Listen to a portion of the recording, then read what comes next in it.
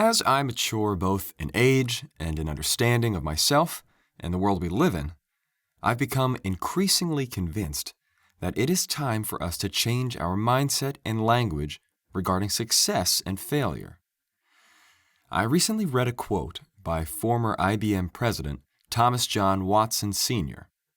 He states, "If you want to increase your success rate, double your failure rate." While I wholeheartedly agree with the premise, I would recommend that we begin replacing the word failure with falling.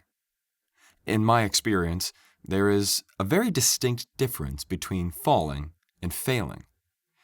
Failing is a result of an attitude problem.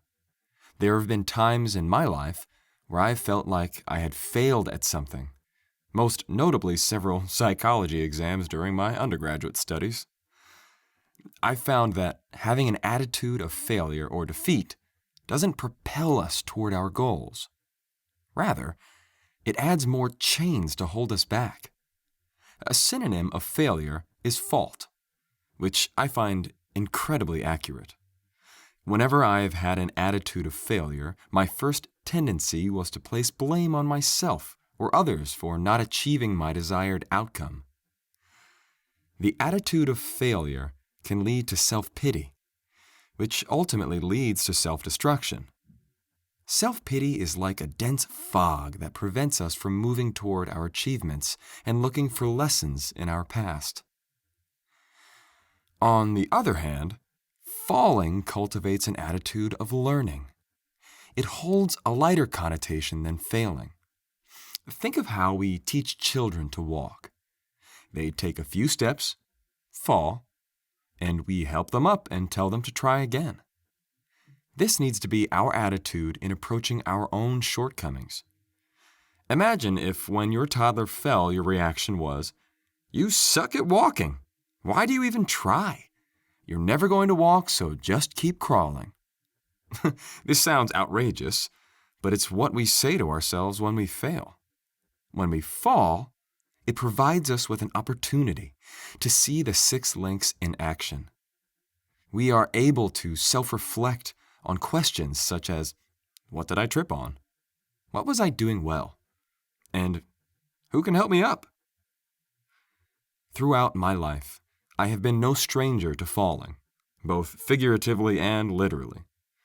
As with many people who have lifelong disabilities, my early childhood was filled with several types of therapies multiple times per week.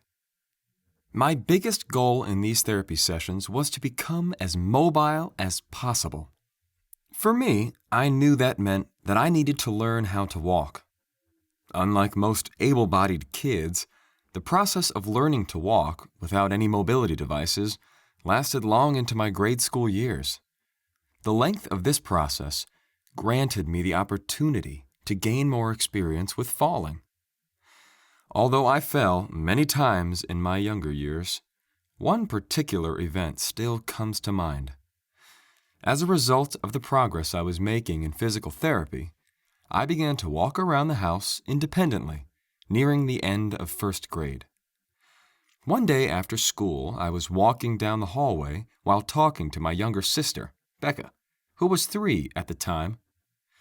As I approached the end of the hall, I lost my balance and fell backward, catching the corner of the wall. I immediately grabbed the back of my head and realized that I had a little more than a bump. When Becca and I saw that my hand was now covered in blood, she began to scream, which drew the attention of Brooke, my mom, and my grandma, who were in the basement. Because this was my first experience with stitches, it seemed like the whole family met us at the emergency room. As my dad and grandparents arrived, everyone was anxious to hear my perspective on the accident. Rather than blaming my sister or refusing to walk again, I simply told them that I shouldn't have been talking while I was walking. This story, among others, taught me a valuable life lesson that extends far beyond learning how to walk.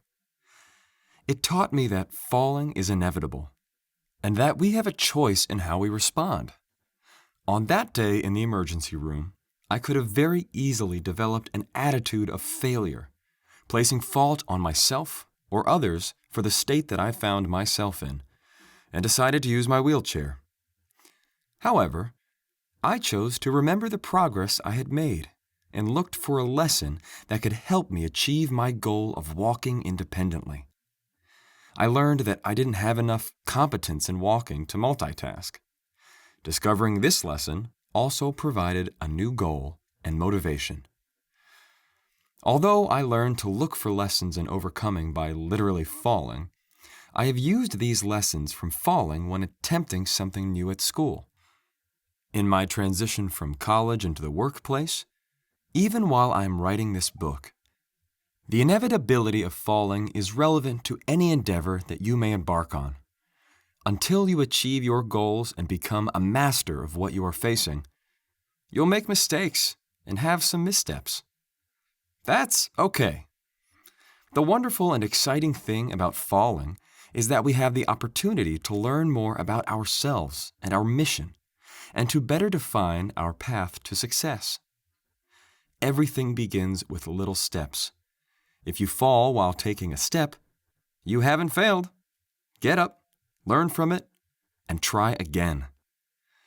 In order for you to turn your bondage into tools of freedom, you must change your attitude and language when addressing your challenges. Are you feeling hopeless about being able to advance toward your goal?